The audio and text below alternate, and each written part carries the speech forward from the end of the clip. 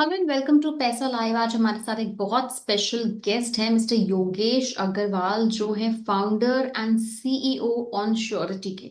On surety करती क्या है? Well, on surety insurance sector में है, इंश्योरेंस स्पेस में है। और हमने देखा कि अभी हाल फिलहाल में जीएसटी काउंसिल ने इंश्योरेंस प्रीमियम पे कुछ कई तरह के इंश्योरेंस प्रीमियम पे जीएसटी निल कर दिया है। तो आज हम उस बारे में इलैबोरेटेड डिस्कशन करने वाले हैं। But sir, first of all sir, welcome to our show. हाँ। हाय चाँद। हाँ। नमस्कार।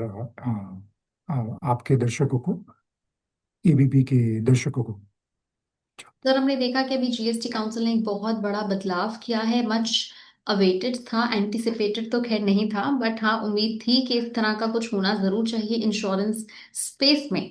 कई तरह के इंश्योरेंस प्रीमियम पे सरकार ने जीएसटी ही हटा दिया। तो पहली बात तो आपका इसके ऊपर एक क्या किस प्रकार का आउटलुक है? एक पॉजिटिव आउटलुक है, ओकेश आउटलुक है? As as a sector, as a industry, as a company in itself, company का क्या आउटलुक है? ये तो एज अ कस्टमर और एज अ मार्केट के लिए ये काफ़ी बढ़िया चीज़ गवर्नमेंट ने, सरकार ने किया है, जहाँ पे जीएसटी 18% जीएसटी सरकार ने हेल्थ इंश्योरेंस और सभी प्रकार के लाइफ इंश्योरेंस प्रोडक्ट्स से जीएसटी हटाया है। ये काफ़ी सालों से डिस्कशन चल रहा है, लास्ट 2 से 3 साल से। एंड ये this was like completely required, काफ़ी रिक्वायरमेंट थी इसकी, बिकॉज हर साल हेल्थ इंश्योरेंस प्रीमियम बढ़ रहा है। एंड अगर आप देखोगे तो सरकार ने जीएसटी हेल्थ सर्विसेज में नहीं लगा रखी है। जब अगर आप अस्पताल में जाते हो और अपना इलाज करवाते हो तो वहाँ पे जीएसटी नहीं है। बट अगर कोई कस्टमर ऐसा है जिसने हेल्थ इंश्योरेंस खरीदा है, तो ऑटोमेटिकली बिकॉज ऑफ जीएसटी उसका हेल्थ केयर कॉस्ट 18% से बढ़ जाता है। तो दिस वाज रिक्वायर्ड, इंडस्ट्री का भी काफ़ी दिन से, काफ़ी सालों से ये डिमांड था। एंड ये सरकार ने 2025 के दिवाली और दशहरे के गिफ्ट में ये कस्टमर और कंज्यूमर्स को ये बेनिफिट दिया है। इससे डेफिनेटली इंश्योरेंस प्रीमियम पे रिडक्शन होगा। एंड हेल्थ इंश्योरेंस खास करके जो अभी dire need of the hour है, वो काफ़ी एटलीस्ट 15 से 18% सारे यूजर्स के लिए सस्ता होगा। तो जो कोविड में सबने कंप्लेन किया था कि कोविड के बाद 2022-24, 22 से 24 में जब हमारे यहाँ की हेल्थ केयर कॉस्ट काफ़ी बढ़ गई थी, तो उसके कारण हेल्थ इंश्योरेंस प्रीमियम को भी इंश्योरेंस कंपनीज को बढ़ाना पड़ा। तो एटलीस्ट ये 15 से 18% will bring affordability to the customer. Sector के लिए of course, for the insurance companies and insurance sector, both on the distribution side and insurance company के लिए, दिस विल ये काफ़ी इनहेरेंट डिमांड जनरेट करेगा। क्योंकि ऑटोमेटिकली थोड़ा प्रोडक्ट सस्ता होगा तो कस्टमर खरीदेंगे प्रोडक्ट को। और फ्रॉम लास्ट 3-4 साल से, तो जब से कोविड हुआ है, हेल्थ इंश्योरेंस तो जैसे रोटी कपड़ा मकान और हेल्थ इंश्योरेंस बन चुका है। तो डेफिनेटली यूजर्स को काफ़ी, और इंश्योरेंस कंपनीज को भी काफ़ी एक इनरेंट पुश मिलेगा अपने डिमांड जनरेशन में। आपको क्या लगता है कि जैसे अब ऑफ कोर्स प्रीमियम्स कम होंगे, प्रीमियम्स का जो अमाउंट है वो कम होगा, सस्ता हो जाएगा, तो डू यू थिंक कि पेनिट्रेशन कितने परसेंट बढ़ने की उम्मीद है हेल्थ इंश्योरेंस में भी एंड लाइफ इंश्योरेंस में भी? If you could just give an anticipated और अप्रोक्सीमेट फिगर। अ, देखिए, हेल्थ इंश्योरेंस के केस में करीबन करीबन जो आज के दिन में ये कुछ हम 1 लाख करोड़ की मार्केट की बात कर रहे हैं, इंडियन हेल्थ इंश्योरेंस मार्केट की। तो इस पे डेफिनेटली 10% 11% का तो जंप मिनिमम आएगा in terms of penetration. And means अगर आप देखोगे तो 1,10,000 से 1,10,000 करोड़ का मार्केट, ये केवल ये जीएसटी पुश से हो सकता है। एंड इसका पेनिट्रेशन में करीबन करीबन 14 से 15% लोग एक्स्ट्रा होंगे जो कि हेल्थ इंश्योरेंस इस रिजीम चेंज के कारण या टैक्स रिडक्शन के कारण मार्केट में आएंगे खरीदने के लिए, बिकॉज अफोर्डेबिलिटी बढ़ जाएगी।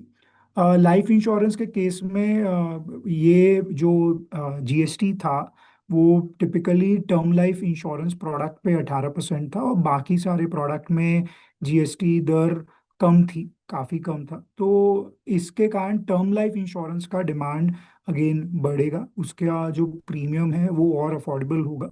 तो टर्म लाइफ इंश्योरेंस के केस में कुछ 7 से 8% लोग एक्स्ट्रा होंगे, जो जिनके लिए ये change in the tax regime will push them to take the product now. Of course, why I'm saying 7 से 8% और 12 से 14%, ऐसा नहीं है कि ये 15 से 18% जो प्रीमियम का रिडक्शन होगा उससे अचानक से कल के कल सभी लोग इंश्योरेंस खरीद लेंगे।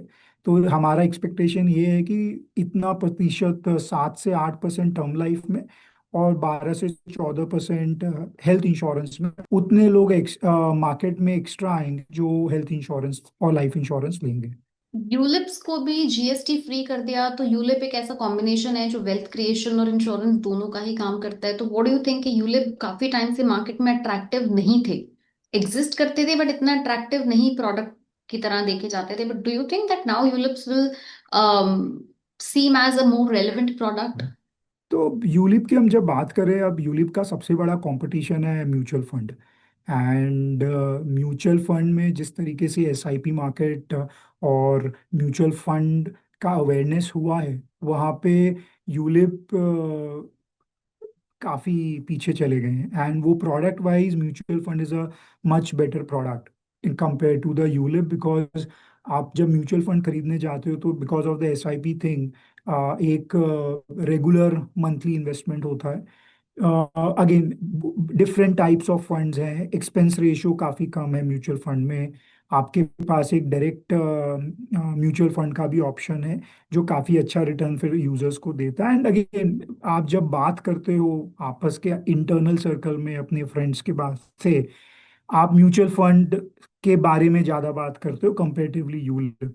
सो इन यूलिप में आई थिंक जो हमारा एक्सपेक्टेशन है कि जब तक आप रैडिकल स्टेप्स नहीं लोगे and in order to make the product much more better than the mutual fund, तब तक यूलिप का मार्केट को और स्ट्रेंथन करना will be time taking exercise. Also क्योंकि अभी जितने भी बदलाव होंगे वो 22 सितंबर से ऑन ग्राउंड आपको दिखने को मिलेंगे।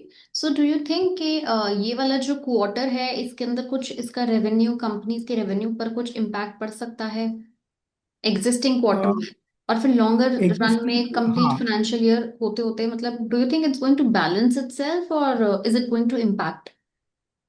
तो ये क्वार्टर में तो डेफिनेटली इम्पैक्ट रहेगा कि जहाँ पे जो लास्ट के कुछ करीबन करीबन 45 दिन, 15 अगस्त से लेकर के जब प्राइम मिनिस्टर मोदी सर ने ये अनाउंस किया था, तब से लेके जब तक जीएसटी रिजीम में चेंजेस अनाउंस नहीं हुए थे, और तब तक 22 सितंबर तक definitely people had deferred their purchase decision.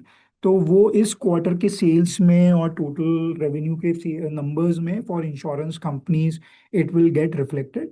But automatically इसका जो कैचअप है वो आपको अक्टूबर नवंबर दिसंबर ओएनडी क्वार्टर में दिखेगा, कि जहाँ पे the growth rate will be much higher compared to the previous year, because of this entire announcement, August and September growth rate for the market had impacted, तो वो ओएनडी में कैचअप हो जाएगा।